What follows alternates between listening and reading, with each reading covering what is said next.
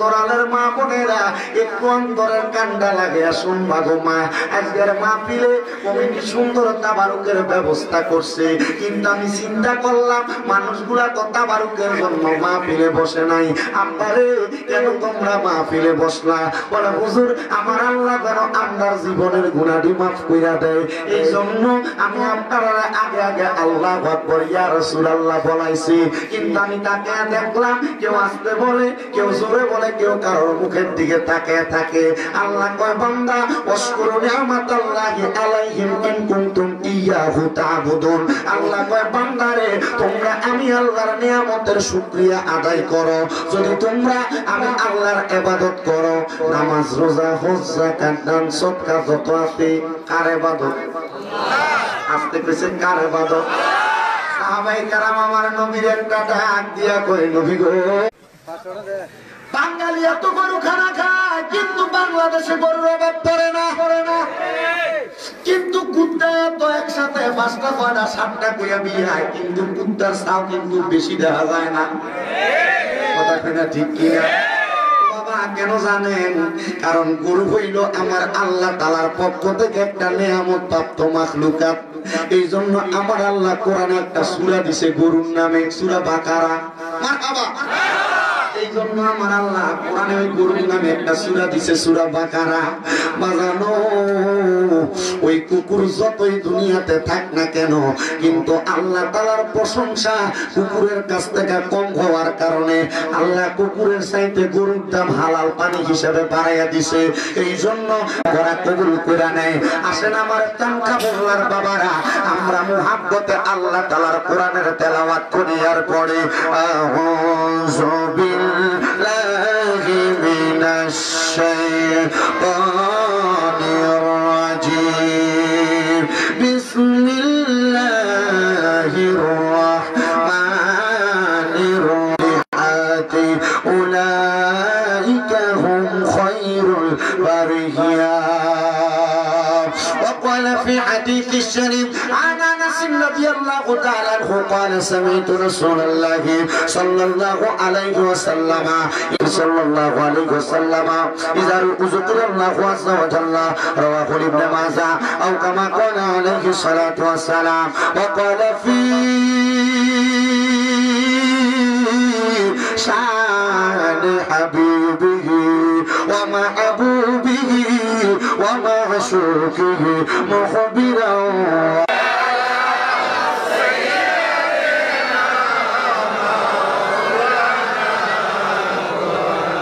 وعلى آله سيدنا জবান খুলে জোরে জোরে পড়েন আল্লাহুম্মা। ইমানদারের জানের কাছে কথা কোন ঠিক কিনা? আমার নবী আমরার কাছে আছে না নাই? কেউ যদি কয় নাই তাহলে তার ঈমান থাকবো নি। আমার আল্লাহ কয় আন্নাবিয়্যু আওলা বিল মুমিনিনা মিন আনফুসিহিম আওলা বামানা আকরা নফস বামানা রূহ। আমার নবী চরণে দোলা মাখবো গায়ে পাইলে নিরা রাইগ নবী পাই। আরে আমরা মৃত লাশ হইলে আরে মা বাবা আপন না তোমার আপন সাহে মদিনা বলেন দুনিয়ার কেহ আপন না আপন সাহে। জিয়ারত করে আমি আসছি বন্ধুরে, আমি আমার নবীর রওজা মুবারকের মধ্যে যখন সালাম দিছি, আমি আমার নবীর রওজার সামনে দাঁড়ায় দাঁড়ায় কইছি ইয়া রাসূলুল্লাহ নবী গো, আমার মনের ভিতরে বড় একটা শখ ছিল গো নবী, আপনার রওজা মুবারকে সালাম দিতাম। নবী গো এখন আমার মনের শখটা পূরণ হয়েছে, আপনি নবী রওজা মুবারকের সামনে আমি আইছি। ইয়া রাসূলুল্লাহ আপনার পাগলটারে লইয়া আপনি নবীকে সালাতু সালাম দেই। নবী গো ওই পাগলদেরকে একবার বলে আপনি আপনার রওজা মুবারকে আইন দেন।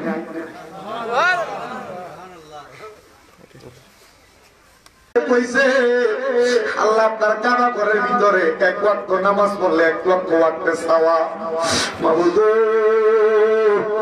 ও দয়াল আল্লাহ, বাংলাদেশে কত মানুষের টাকা নাই কিন্তু মক্কায় কেমন টানসান আনসান করে। আল্লাহ, কত মানুষের টাকা করে সামনে দৌড়াইতাছে, বুঝছে এটা তার শরীরের জন্য রে। আল্লাহর কাবা দেইকা ইমানদারের ইমানের নুরানি। ওগো নবীজি, আমি তোমার প্রেম ভিখারি, তুমি উম্মতের কান্ডারি, দেখাটা চেহারা নুরানি। দয়াল নবীজি আমার মোহন, ও নবীজি তোমার প্রেমে পাগল করে রাখছো আমার বহু দূরে, অন্তরে মদিনার জ্বালানি।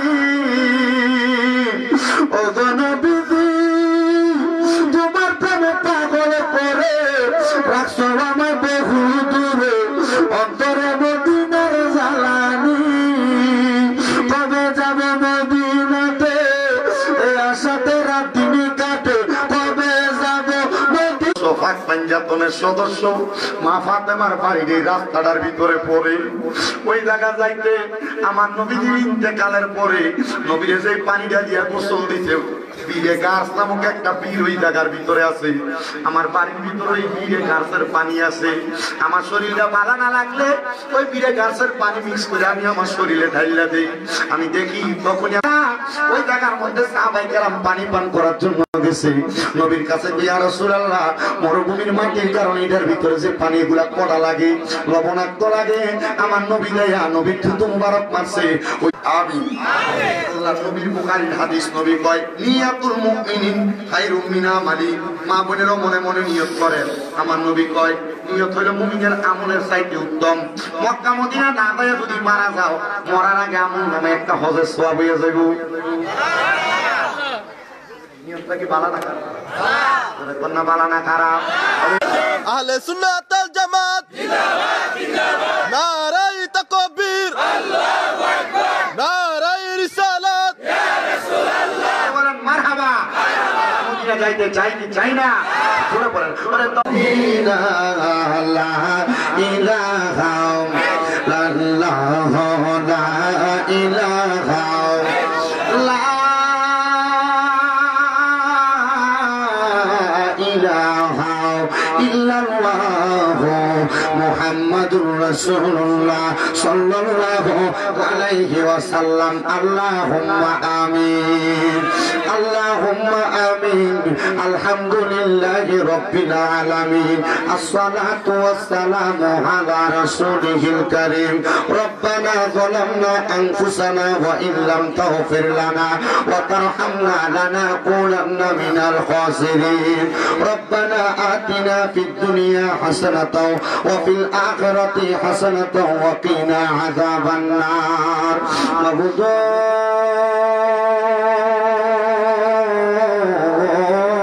মাদ্রাসার সম্মানিত মুদাররিস মাওলানা মুহাম্মদ আব্দুস শুকুর সাহেব হুজুর সহ আজকের মাহফিলে কত মানুষ তোমার দরবারে হাত বাড়াইছে। যার হাতটা তোমার কাছে মায়া লাগে, পছন্দ হয়, ওই হাতের উসিলায় আমরা প্রত্যেকের জীবনের গুনাহ তুমি আল্লাহ ক্ষমা কইরা দাও। এগো আমার এই চানকাবুল্লাহ এলাকার পর্দার অন্তরালের মা বোনেরা গো, কি গো মা জানি গো, অন্ধকার কবরে মুর্দা লাশ শুয়া শুয়া রইছে গো মা।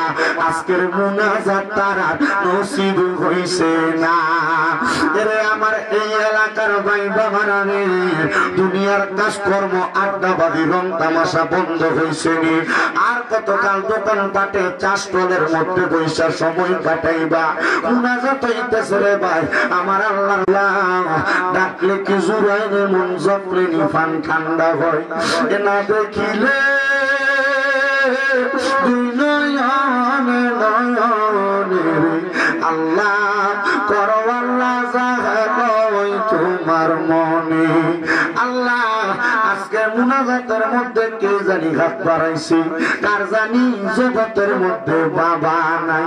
হাইরে বাবা, যেই বাবা রিক্সা চালাইয়া মাটি গাইটা মাথার গাম পায়ে ফেলাইয়া পরের বাড়িতে বদলার কাজ কইরা সন্তানকে মানুষের মতো মানুষ করার জন্য আব্বা নিজের রক্তরে পানি বানাইছে, এমন আব্বা যাদের অন্ধকার কবরে রে আল্লাহ, আব্বার কবর তুমি আল্লাহ জান্নাতের বাগান বানিয়ে দাও। মনে কে জানি হাত বাড়াইছে, কার জানি জগতের মধ্যে মা নাই। হায়রে মা, যেই মারে মা কয়ে ডাকলে কলিজার আগুন পর্যন্ত ঠান্ডা হয়ে যায়। আল্লাহ, আজকে মাহফিল শেষ কইরা কত সন্তান বাড়িতে যাইবে, কিন্তু তারা তাদের জনম দুঃখী মারে দেখতো না। এমন আম্মা যাদের অন্ধকার কবরে আল্লাহ, আম্মার কবর তুমি আল্লাহ জান্নাতের বাগান বানিয়ে দাও। ওরে সারে 3 হাত গর্তে ফেলে কেমন করে চলে, কত মানুষ তারার ঘরে দামি দামি খানা খায়, কিন্তু মার একটু ভালো খানা ফুটে মুখে তুলে দিতে পারে না। আব্বা মা বড় কষ্ট করে বাড়িতে ঘুমাইতো, এখন সন্তান সুন্দর খবর এলো। আল্লাহ তাকে দেখো, জামখা বললার মাহফিলে কোনে টিম বলা জানি তার মার জন্য গান, কোনে টিম বলা জানি তার আব্বার জন্য কান্দে, বোনের গুনাহ মাফ করে দেয়। আল্লাহ তাকে দেখো, কার মা নাই, কার বাবা নাই, প্রত্যেকের আম্মা আব্বার কবর জান্নাতের বাগান বানিয়ে দাও। যাদের মা বাবা বেঁচে আছে হায়াতে তৈয়বা নসিব করে দাও। যাদের আম্মা আব্বা অসুস্থ, পরিপূর্ণ সুস্থতা নসিব করো। আম্মা আব্বার খেদমত করার মতো তৌফিক দান করো রব্বুল আলামিন। ও দয়াল আল্লাহ, এই জামকাবুল্লার মাহফিলে যারা টাকা দিয়া, পয়সা দিয়া, শ্রম দিয়া, বুদ্ধি দিয়া, পরামর্শ দিয়া, মাইক দিয়া, লাইট দিয়া, প্যান্ডেল দিয়া, মিডিয়ার বাইরা সহ সম্মানিত শ্রোতা মণ্ডলী, পুরুষেরা, পর্দার অন্তরালের কত মা মাইকেরাম মাঠে ময়দানে কথা বলে, প্রত্যেক উলামায়ে কেরামের হায়াতে বরকত দান করো আল্লাহ। বিশেষ করে আল্লামা পীর মুফতি গিয়াসউদ্দিন আফতাহির উপর মিথ্যা মামলা পতিত হয়েছে। আল্লাহ, তুমি তোমার নবীর আশিকটারে এই মিথ্যা মামলা থেকে মার্জনা দান কইরা আবার সুন্নিয়তের ময়দানে সহজ সুন্দরভাবে কথা বলার তৌফিক দান করে দাও। আর প্রত্যেকের মরণের আগে বারবার মক্কা মদিনার তাওয়াফ জিয়ারত নসিব করায়া আখিরি জবানে মধুর কালেমা পড়ে দিয়েন, লা ইলাহা ইল্লাল্লাহু মুহাম্মাদুর রাসূলুল্লাহ সাল্লাল্লাহু আলাইহি ওয়াসাল্লাম।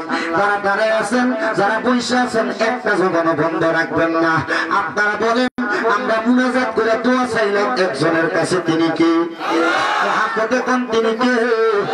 আল্লাহর ডান হাত তুলে ডাক দিয়া কোন আল্লাহ, হাতে কোন ইয়া রাসূলুল্লাহ। এবার বলেন, জামকাবুল্লাহ জান্নাতের বাগান হইছে, আপনারা খুশি না বেজার? যারা যারা খুশি আমার লগে একটা জোরে তাকবীর। নারে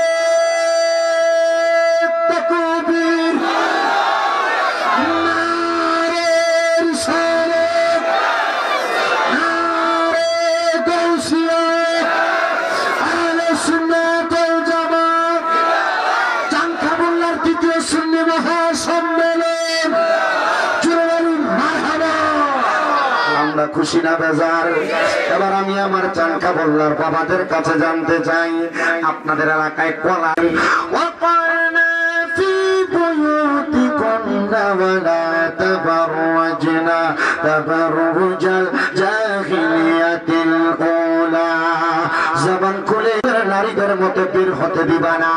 এবার আসেন, এই আয়াতে কারিমার তাফসীর যখন আমি পড়লাম, আমার আলা হযরত ইমাম ইশকে মুহাব্বত ইমাম আহমদ রাজা খান ফাজল বারলভী ওনার তাফসীরে কানজুল ঈমানের মধ্যে হযরতে আহমদ ইয়ার খান নঈমি রাহমাতুল্লাহ আলাইহি ওনার তাফসীরে নূরুল আনোয়ারের মধ্যে সুন্দর করে লিপিবদ্ধ করতেছে জগতের মানুষ যদি তোমরা তোমাদের নারীদেরকে জাহিলিয়া যুগের মহিলাদের মতো বের হতে দাও তাহলে দেখবা তোমাদের নারীরা ইমপ্রিজিং এর শিকার হয় দেখবা তোমাদের নারীরা বেপরদা থাকার কারণে এদেরকে বিভিন্ন জায়গার মধ্যে টিস করা হয় এদের সঙ্গে বাজে আচরণ করা হয় এবার আমার নবীজির একটা হাদিস শরীফ আপনাদেরকে শোনাই হযরতে জাবির ইবনে সামুরা তোমরা পর্দার অন্তরালে চলে যাও তোমরা ঘরের ভিতরে প্রবেশ করো এবার আমার নবীজির স্ত্রীরা নবীজিকে প্রশ্ন করি ইয়া রাসূলুল্লাহ ওগো মায়ার নবী আপনি বলতেছেন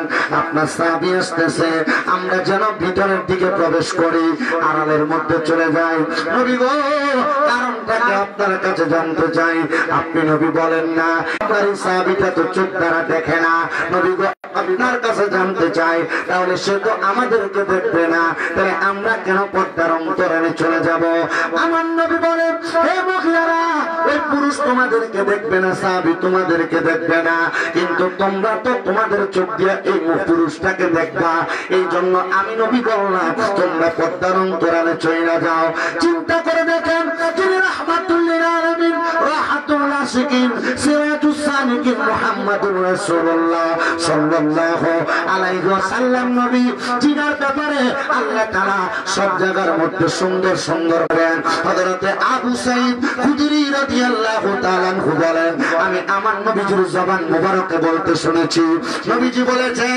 একটা মহিলার কারণে চার প্রকারের পুরুষ মানুষ দুজকে যাবে ইয়া রাসূলুল্লাহ ও মায়ার নবী কোন চার প্রকারের পুরুষ মানুষ দুজকে যাবে আপনার কাছে আমরা জানতে চাই এখানে আপনারা যারা আছেন কারোর মা কারোর বোন কারোর বউ কারোর মা আপনাদের কষ্ট হবে না তো কথা বলতে চলে আসছে না তোমরা শুধু হুজুরে আওয়ামের 20 মিনিট আগে আমার কাছে কয় মিনিট আগে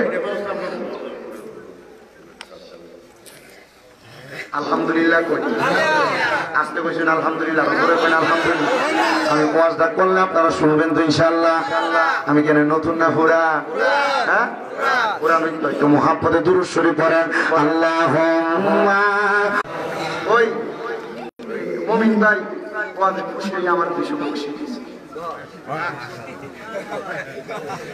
মারহাবা নাই তোমরা চিন্তা করো হুজুর আপনি রেলা দিছেন আমরা কি দিছি কইলাম না মহিলা চিড়ে দিয়ে বাদ করে কইলাম দিদা একটা করে দিলে তোমরা বাঁকাবে না দুরূদ শরীফ পড়তে কষ্ট হয়নি মুহাব্বতে পড়তে পারবেন নি আল্লাহুম্মা সাল্লি নবীর শানে প্রেমের দোরি মন বান্ধ নবীর শানে প্রেমের দোরি মন বান্ধ না শয়নে সফনে দেখবা মদিনায় আল্লাহ চার প্রকারের পুরুষ মানুষ দুজকে যাবে ও বাবারা আমরা সবাই জানি নবীজি বলেছেন দুনিয়ার জমিনের ভিতরে যার ঘরে একটা কন্যা সন্তান সে একটা জান্নাতের ভাগীদার যার ঘরে দুইটা কন্যা সন্তান সে দুইটা জান্নাতের ভাগীদার যার ঘরে তিনটা কন্যা সন্তান সেই ব্যক্তি নবীজির সাথে জান্নাতের মধ্যে থাকবে কিন্তু আপনার মেয়েটা আছে কথা সত্য আপনার মেয়েটা আছে কথা সত্য কিন্তু ব্যাপারটা ভাবে সুসাইরা দিয়া বার্তা রাস্তায় ঘুরি এটা দিয়ে জান্নাত পাইবেন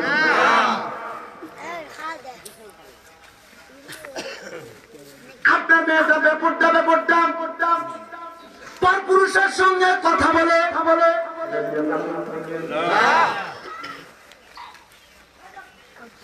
এবার আসে আমার নবী বলেন এক নাম্বার কোন বাবা যদি কন্যা সন্তান জন্ম দেয় ওই বাবা তার কন্যার কারণে দুজকে যাবে। নবী গো কেন?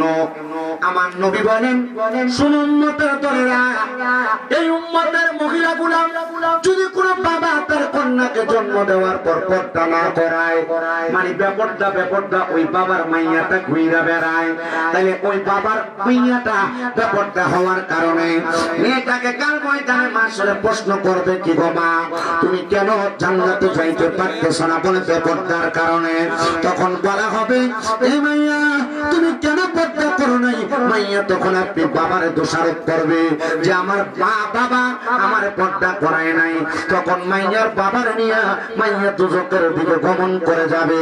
2 নাম্বার, আল্লাহর নবী বলে দুনিয়ার জমিনের ভিতরে একটা ভাই তার বোনের কারণে বেপর্দা ঘুরবে। ভাইয়েরা, আপনারা যারা আপনাদের বোনকে মোটরসাইকেলের পেছনে নিয়ে ঘুরেন, আপনার বন্ধু বান্ধব বাড়িতে আসলে আপনার ভাই বোনের সাথে সুন্দর কথাবার্তা বলে, আপনার বোনে আপনার চোখের সামনে আপনার এলাকার গায়ে হলুদের অনুষ্ঠানের মধ্যে গায়ে হলুদ লাগাই বাল্লাইগা যায়, মনে রাখবেন রে চাঙ্কা বললার বাবারা, আপনি আপনার বোনটাকে বেপর্দা ছাইরা দেওয়ার কারণে আপনি ভাই আপনার বোনের কারণে দুজকে যাবেন। এবার আসে এখানে আমরা যারা আছি, যারা বিবাহ করেছি, আমরা অনেকে এই জায়গার মধ্যে যারা আছি, যারা বিবাহিত পুরুষ, আপনারা কিন্তু আপনাদের স্ত্রীর কারণে ধরা পড়ে যাবেন। বড় হুজুর কেন আপনারা আপনাদের স্ত্রীদেরকে বেপর্দা ভাবে ঘুরে বেড়ান, আপনাদের স্ত্রীদেরকে বেপর্দা ভাবে ছেড়ে দেন? আপনি আপনার স্ত্রীকে নিজে ঘুমিয়ে থাইকা সকালবেলা বাজারে পাঠান, আপনি নিজে কর্মের মধ্যে থাইকা আপনি আপনার স্ত্রীদেরকে বাজার করার জন্য পাঠান, আর আপনার স্ত্রী বাজারের মধ্যে যাইয়া মনে রাখবেন নবীজির প্রখ্যাত হাদিস বিচারক হযরতে আম্মা জান আয়েশা সিদ্দিকা রাদিয়াল্লাহু তাআলা আনহা বলেন, আমার নবীজির জবান মুবারকের বাণী, দুনিয়ার জমিনে কোন নারী যদি তার স্বামীর জবানের আদেশ অমান্য করে, তাহলে আল্লাহ তাআলার আযাবের ফেরেশতারা ওই মহিলার উপর লানত প্রদান করে। ও মা, তোমার স্বামী তোমাকে কোন আদেশ করলো, তুমি মানলা না, হাতটা পাকা কইয়া স্বামীর কথাটা অমান্য করলা, মনে রাখবা তুমি মহিলা কিন্তু জান্নাতে যাইতে পারবা না। যেই মহিলা স্বামীর আদেশ অমান্য করে ওই মহিলা জান্নাতে যাইতে পারবে না। বলে কেন? কারণ সে তার স্বামীর কথা মানে নাই। এবার বলেন এমন মহিলা সংখ্যা বললা এলাকায় নাই।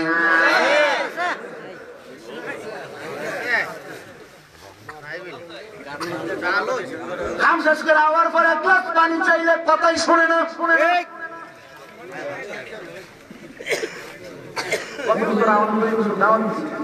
আগামী বছর যদি যাও দাওয়াত লেগে স্বামী মেয়েদের দাওয়াত দিতে আপনাদের করতে কথা না কেন?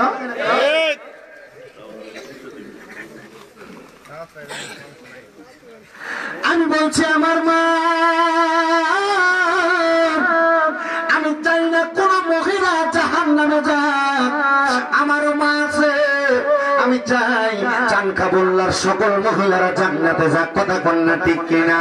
মা গো মা, যদি জান্নাতে যাইতে চাও স্বামীর আদেশ অমান্য করবে না। আল্লাহর নবী তো বলেছেন কোন মহিলা তার স্বামীর আদেশ ছাড়া বাবার বাড়িতেও যাইতে পারবে না। আর মহিলা বাবার বাড়ি দূরের কথা, প্রত্যেক সপ্তাহ শুক্রবারে আসরের নামাজের পরে ঘুরে ঘরে যাইয়া নাস্তা না করলে ফারকে দেয় না, গুনলে তার ভালোই লাগে না। আপনারা বলেন এমন আছে না নাই? এই জন্য মহিলাদেরকে বলবো, তোমার স্বামী যেমন ভাবে বলে তুমি এমন ভাবে চলাফেরা করার চেষ্টা করবা। রাহমাতুল লিল আলামিন নবীজি এই মহিলা তুলনা করলেন। নবী আমার কই উম্মত, কেন জানো?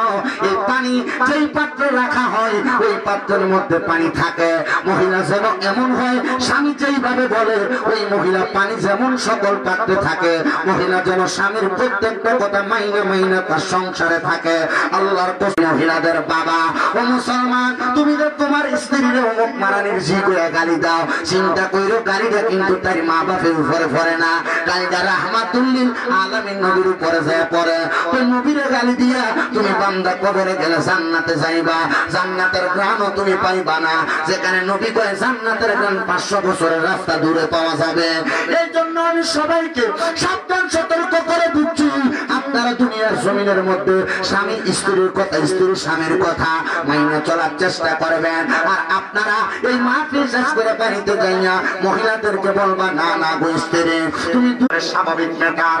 মনে রাখবেন রে বাবা ভাইরা, আল্লাহর নবীজির হাদিস শরীফের মধ্যে নবী বর্ণনা করতেছে একটা স্ত্রী মানে একটা ভাবির জন্য তার দেবর হইল কাল সাপের মতো, কাল সাপের মতো।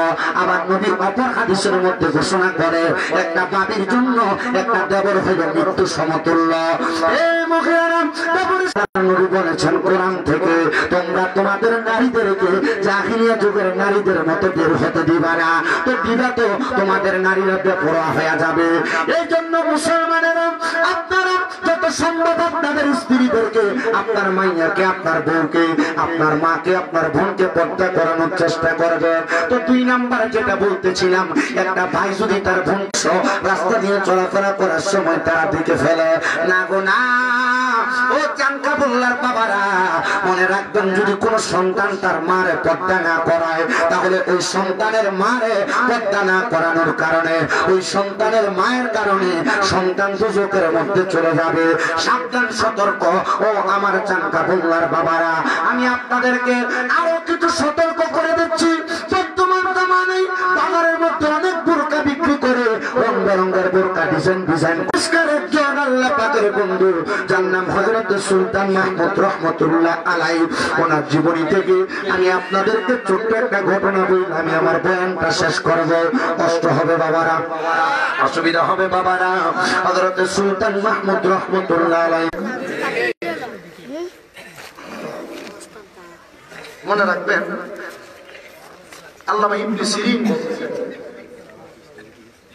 স্বপ্ন ওই সময় কোন ব্যক্তি কোন ব্যক্তিকে দেখে, যারা মা নাই ওই সময় একটা পোকা আমার পিটা এই দোয়া মিলান বন্ধ করে গেছে। কথা কেন আবার জানা জানা আমাদের ঘরে দোয়া করতেছে, একটা দোয়া বলেন আমাদের পায়না পায়না মনে এরপরে ও আবার এমনি বাড়িতে মিলে ফোরান জান না দোয়া ফোরান, ও খানা রাইন দিয়া তারা মাদ্রাসা দিয়ে দিও যাস কথা কথা করে দোয়া হয়ে গেছে গাড়ি এটি সাফারটা ফাড়ে এমন ফিরে ভিড় কাছাপাশে ঘুরে দিয়ে বেরিয়ে পড়ি হসপিটাল সামনে না। হযরত সুলতান মাহমুদ রহমতুল্লাহ আলাইহি বলেন, আমি ভয়ঙ্কর একটা শব্দ দেখলাম। পরে কেমন স্বপ্ন আপনি দেখছেন গো সুলতান মাহমুদ? উনি বলেন, আমি আমার স্বপ্নের মধ্যে দেখলাম আমার সামনে একটা কবর থেকে একটা ব্যক্তিকে উঠানো হয়েছে, আর ওই ব্যক্তির নাভি থেকে একবারে পায়ের তালু পর্যন্ত জাহান্নামের আগুন দাও দাও দাও দাও করে জ্বলতেছে। আর ওই ব্যক্তির নাভি থেকে মাথার তালু পর্যন্ত, চুল পর্যন্ত বড় সুন্দর ভালো দেখা যায়। আমি আবার বড় আতঙ্কিত হয়ে গেলাম, ভয় পেয়ে গেলাম। আমি আবার জিজ্ঞাসা করলাম, ও কবরের ব্যক্তি, আপনি যেহেতু আমাকে স্বপ্নের মধ্যে সাক্ষাৎ দিয়েছেন, আমি আপনার কাছে জানতে চাই আপনি কেন কবরের মধ্যে এমন কষ্ট অবস্থায় আছেন যে আপনার নাভি থেকে পায়ের তালু পর্যন্ত আগুনের মধ্যে জ্বলতেছে, আর আপনার নাভি থেকে চুলের আগা পর্যন্ত ভালো দেখা যায়। বড় ভয়ঙ্কর বিষয়, মারাত্মক বিষয়। উনি বলেন, শুনেন গো, আমি কোন সাধারণ মানুষ না, আমি দুনিয়ার জমিনের ভিতরে 2টা কন্যা সন্তানের জন্মদাতা বাবা। আরে আমার স্ত্রীর আমি এমন ভাবে লালন পালন করেছি, এমন ভাবে আমি ইবাদত করেছি, নামাজ পড়েছি, আমার তো কবরের মধ্যে এমন অবস্থা হওয়ার কথা না। কিন্তু আমি মৃত্যুবরণ করার আগে আমার একটা কন্যা সন্তান ছিল, যার বয়স ছিল 12 থেকে 13 বছর। আমি আমার মাইয়াটারে আল্লাহ তাআলার কোরআন শিখাইছি, আমার কন্যাটারে আমি পর্দা পশিদা শিখাইছি, আমার স্ত্রীটা সুন্দরভাবে চলাফেরা করেছে। আমার আল্লাহ তাআলা আমার এই মাইয়াটার কারণে আমি আব্বা জানে এই নাভি থেকে চুল পর্যন্ত বড় সুন্দর রাখছে, আরামে রাখছে। কিন্তু জগতের মানুষ, এই দুনিয়ার মানুষের বলেরা শুনে ওই ব্যক্তি জবাব দে, আমি ইন্তেকাল করার 5 মাস পরে আমার স্ত্রীর গর্ভ থেকে একটা মেয়ে সন্তান জন্মগ্রহণ করেছে।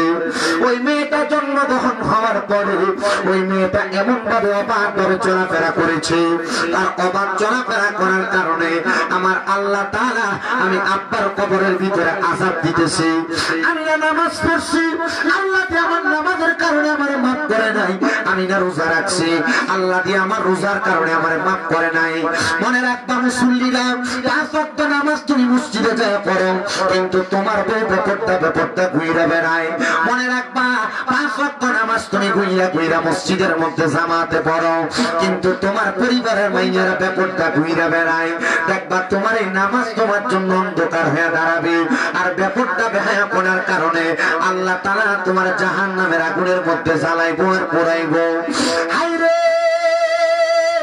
ও চানকাবুল্লার যুবক, চানকাবুল্লার মুরব্বি বাবার পর্দার অন্তরালের মা বোনেরা, আপনাদের যাদের বাবা নেই, আপনাদের যাদের স্বামী নাই, আপনাদের যাদের ভাই নাই, আপনাদের যাদের সন্তান কবরে, মনে রাখবেন আপনারা যেন তাদের জাহান্নামে যাওয়ার কারণ না হন। কারণ আপনারা যদি বেপরদাভাবে ঘুরে বেড়ান, তাহলে আপনার বাবার কবরের মধ্যে আযাব হয়ে যাবে। মুখ দেখে দেখে রাস্তার মধ্যে চলা, পরপুরুষের সঙ্গে কথাবার্তা বলা, মনে রাখবেন এটাই আপনার বংশের মানুষের দুজকের কারণ হয়ে যাবে। এবার হযরত সুলতান মাহমুদ বলেন, কবরের ব্যক্তি তোমার কাছে জানতে চাই তোমার বাড়ি কোন জায়গায়? বলে আমার বাড়ি দামেস্কের বড় মসজিদের পশ্চিম এলাকা বরাবর। বলে দামেস্কের বড় মসজিদের পশ্চিম এলাকা বরাবর যেহেতু তোমার বাড়ি, ঠিক আছে আমি চেষ্টা করব তোমার জন্য একটু কিছু করার জন্য।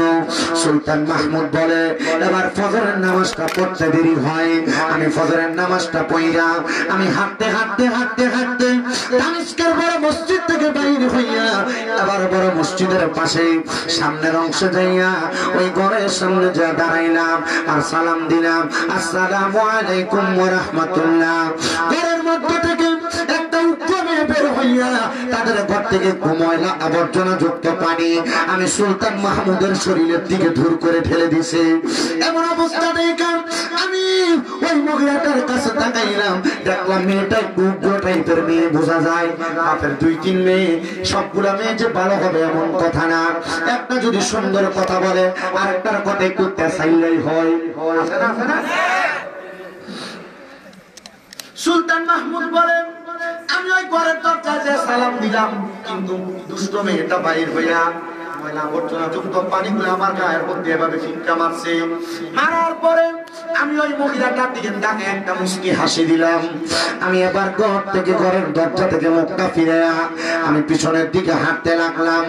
এমন টাইমে শুনতে পাইলাম নরম সুরে কে জানি আমার সালামের জবাব দেয়, ওয়া আলাইকুমুস সালাম ওয়া রাহমাতুল্লাহি ওয়া বারাকাতুহু। আমি একটু রাগান্বিত হইলাম, পিছনের দিকে ফিরে তাকাইলাম না। আমি এটা আবার সালামের জবাব দেই, ওয়া আলাইকুমুস সালাম ওয়া রাহমাতুল্লাহি ওয়া বারাকাতুহু। আল্লাহর ওলি সুলতান মাহমুদ বলে, আমি আবারও তার দিকে ফিরে তাকাইলাম না। সে আমারে আরেকবার সালাম দিছে, ওই সালামটা শুই না আমি আবার আর তার দিকে ফিরে তাকাইলাম না। এবার সালামের জবাব যখন 3 বার দিল, ওই মেয়েটা এবার উল্টে আমারে সালাম দেয়, আসসালামু আলাইকুম ওয়া রাহমাতুল্লাহ। আমি বুঝতে পারলাম মাইয়াটা বড় চালাক মাইয়া। এবার আমি আর পেছনের দিকে না ফিরে তার জবাব দিলাম, ওয়া আলাইকুমুস সালাম ওয়া রাহমাতুল্লাহি ওয়া বারাকাতুহু। এবার আমি পিছনের দিকে না তাকাইয়া পিছনের দিকে হাঁটতে হাঁটতে লাগলাম। যখন আমি পেছনের দিকে গেলাম, আমি জানতে চাইলাম, এ মেয়ে তুমি কে গো? আপনাকে যেই মেয়েটা শরীরের মধ্যে নোংরা আবর্জনা যুক্ত পানিগুলা ফিকা মারছে, আমি হইলাম ওই মাইয়াটার ছোট বোন। আমি হইলাম ওই মাইয়াটার বড় বোন। আপনি আমার সালামের জবাব কেন দেন নাই? আমি তো আপনাকে 3 বার সালাম দিয়েছি, জবাব কেন দেন নাই? জবাব না দেওয়ার কারণ আপনি যখন আমার প্রথম সালাম দিয়েছে আমি 2 রাকাত নামাজরত অবস্থায় ছিলাম। আপনার সালাম দেওয়ার সাথে সাথে আমি আমার নামাজের দোয়া তাশাহুদ করতেছিলাম। দ্বিতীয় আমি আপনাকে পরবর্তী চতুর্থবার সালাম প্রদান করলাম। হুজুর আমি জানি আপনার সম্পর্কে, আপনি কি সেই ব্যক্তি যিনি সবার ঘরের সামনে যায় যে সবার খবর নেন? আপনার নাম কি সুলতান মাহমুদ রহমতুল্লাহ আলাইহি, যিনি দামেস্কের বড় মসজিদের মধ্যে খেদমতের দায়িত্ব পালন করতেছেন। উনি বলেন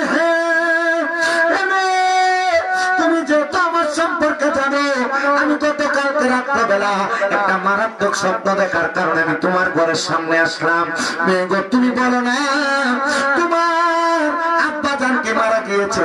মেয়েটা ডাক দিয়ে কই হুজুর হে আমার আব্বাজান মারা গেছে। এ মা আমি তো তোমার দিকে ফিরে তাকাইলাম না। তার মানে বোঝা যায় বেড়াইত মনে রাখবা, মহিলাদের দিকে ফিরে তাকাইলে তুমি পুরুষের চোখের পর্দা লঙ্ঘন হয়, চোখের পর্দা লঙ্ঘন হয়। কোন আপনারা মনে করেন পুরুষ এবং মহিলা বৈধভাবে মেলামেশা করলে মনে হয় জিনা হয়? না না না, পুরুষ কোন নারীর দিকে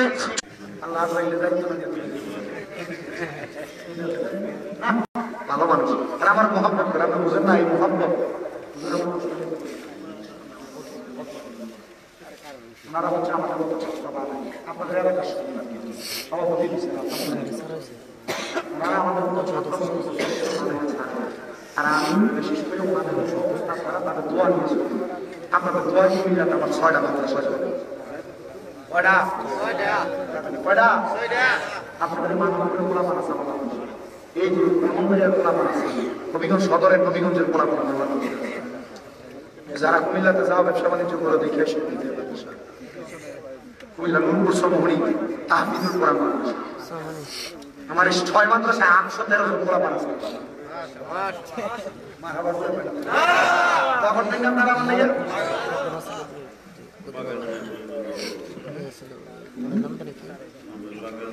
এবং আমার মাদ্রাসার ছাত্ররা এমনি থাকে না। আমার ছাত্ররা প্রত্যেকদিন তাহাজ্জুদ নামাজ পড়া মাদ্রাসার তাহাজ্জুদ নামাজ পড়া ফজরের আগে সমস্ত পৃথিবীর মুসলমানদের জন্য দোয়া করে। প্রত্যেকদিন মাগরিবের নামাজের 20 মিনিট আগে খতমে খাস গান করে 15 মিনিট আর 5 মিনিট সমস্ত পৃথিবীর মানুষের জন্য দোয়া করে। দিয়ে মাঝে মাঝে মনে হয় যে আপনার ফলার ভালোবান পড়াই না কুমিল্লা হয়ে যায় পড়াই দিচ্ছে। এক ফলারে 8-9 মানুষের পড়াইছে না, 9 মানুষ 8-9 মানুষ কোনো জায়গার দিকে না। আলহামদুলিল্লাহ 1.5 বছরে হাফেজ বানাইছে ফেলে গেছে। এক ফলারে 6-7 মানুষে পড়াইছে পড়াই এর কইটা হুজুর আমার ফুটে বাড়ি যায়, আমার ভাই দিলে সালামই করে না, কেউ সালাম দেয় না। তার দাদি মারা গেছে, সালাম দেয়, দাদা নামাজ পড়াইতে পারে না। ওলা আমার কাছে আপনি তো আপনার ছেলে রইলে যে রাখেন ভাই রইলে রাখেন, কষ্ট দিতেছেন না? চলবো ইনশাল্লাহ। কাজটা চালাই একটু মহাব্বতে দুরূদ শরীফ পড়েন। আল্লাহুম্মা তোমার আব্বাজানকে আমি স্বপ্নের মধ্যে দেখলাম, তোমার আব্বাজানের নাভি থেকে তালু পর্যন্ত আগুনে জ্বলতেছে। আমি তার কারণ জিগাইলাম, কারণ আর অন্য কেউ না রে, কারণ হইল তোমার এই বেপরদা বোন। তোমার বোনটা অবাধভাবে চলাফেরা করার কারণে আমার আল্লাহ তাআলা তোমার আব্বাজানের কবরের মধ্যে অর্ধেক শরীরে আযাব প্রদান করতেছে। এই মাইয়াটা আমি আমার জন্মের পরে আমি আমার আব্বাজানকে দেখি নাই। আমার আব্বাজান দুনিয়ার জমিন থেকে অন্ধকার কবরে চলে গেছে। আমার আব্বাজান বিদায় হয়ে গেছে। আমার বয়স যখন মাত্র আমি যখন আমার মার গর্ভে 6 মাস, আমার আব্বাজান যখন বিদায় হয়ে গেছে গো হুজুর, কিন্তু আমি মাইয়া যেই বাপরে আমার চোখ দিয়া দেখি নাই, আমি মাইয়াই বুঝি বাবার জাহান্নামের আগুনে জ্বলার কারণ। ডাক দিয়ে কই হে এ মাইয়া তুমি কারণ। ও হুজুর আমি আর কোনোদিন ব্যাপারটা চলতাম না, আমি ওয়াদা করতেছি। মানে মাইয়া বুঝছে আমি তো কোনোদিন আমার আব্বারে দেখছি না, কিন্তু আমার আব্বা জানের জাহান্নামী হওয়ার কারণ আমি মাইয়া নিছে। মাইয়া কই হুজুর আপনি পর্দা পশিদার সাথে দামেস্কের মসজিদের সামনে যা দাঁড়াইছে, ডাক দিয়ে কই হুজুর হুজুর আপনার কাছে জানতে চাই গো হুজুর, আমি তো আজকে 7 দিন পর্যন্ত পর্দা করতেছি, কিন্তু আমার আল্লাহ কি আমার আব্বার কবরটার আযাব মাফ করছেন? অত্যন্ত সুন্দর ব্যাখ্যা আমি পাইছি। যদি কোনো বান্দা তাহাজ্জুদের নামাজ পড়া তার কোনো সমস্যার কথা আমার আল্লাহর কাছে খুইলা বলে, আমার আল্লাহ তাআলা তার সমস্যাগুলোর সমাধান করে দেয়। এবে তাহাজ্জুদ নামাজ পড়া তোমার আব্বাজান কবরে কেমন আছে তুমি খবর নাও, দেখবা তোমার আব্বাজানের প্রত্যেক অবস্থা তুমি জানতে পারবা। মাইয়া কই আমি দৌড়ে বাড়িতে যাইয়া ফজরের নামাজের আগ মুহূর্তে আমি তাহাজ্জুদের নামাজ পড়া শুরু করলাম। একদিন পড়লাম, 2 দিন পড়লাম, 3 দিন পড়লাম, পড়তে পড়তে পড়তে পড়তে আমি যখন তাহাজ্জুদের নামাজ অনেকক্ষণ পর্যন্ত পড়লাম, এবার আমি তাহাজ্জুদের নামাজ পড়ে আমার আব্বার জন্য আল্লাহ তাআলার দরবারে চোখের পানি ফালায়া ফালায়া কাঁদতেছি। মনে রাখবারে আমার এই চানকাবুল্লার বাবারা, কারো মা কারো বাবা মারা যাওয়ার পরে সন্তান যদি চোখের পানি পান, আমি দেখতে পাইলাম আমার ওই নামাজরত অবস্থায় আমি যখন মুরাকাবা করতেছিলাম, আমার আব্বা জানার জন্য কান্না করতেছিলাম। কান্না করতে করতে আমি নামাজের মুসল্লাটার মধ্যে বেহুশ হয়ে পড়ে গেছি। এমন টাইমে আমি তাকিয়ে দেখলাম কে যেন একজন সাদা রঙের নুরানি পোশাক পরা আমার সামনে আইসা আমার মাথাটার মধ্যে হাত বুলিয়ে দিতেছে। আরো জোরে কন, আর মোহাব্বতে কন, তোমার আত্মা তুমি সায়াটা কইছি কত মনের কথা গো। এ পোলাপান যাদের আব্বা নাই, আব্বারে ভালোবাসো এই কথাটা কোনোদিন তো মুখ দিয়ে কইছো না ডরে, আম্মারে ভালোবাসো এই কথাটা কোনোদিন মুখ দিয়ে কোনা শরম লাগে। কিন্তু মা বাপ দুনিয়াতে থাকতে মনের যত কষ্ট, সব কষ্টের কথা মা বাপরে কোন লাগতো না, মুখ দেখলে বুঝতো। তোমার আত্মা তুমি সায়াটা কইছি কত মনের কথা গো। এখন তুমি কোথায়, আমি কোথায়, কাউকে দেখি না,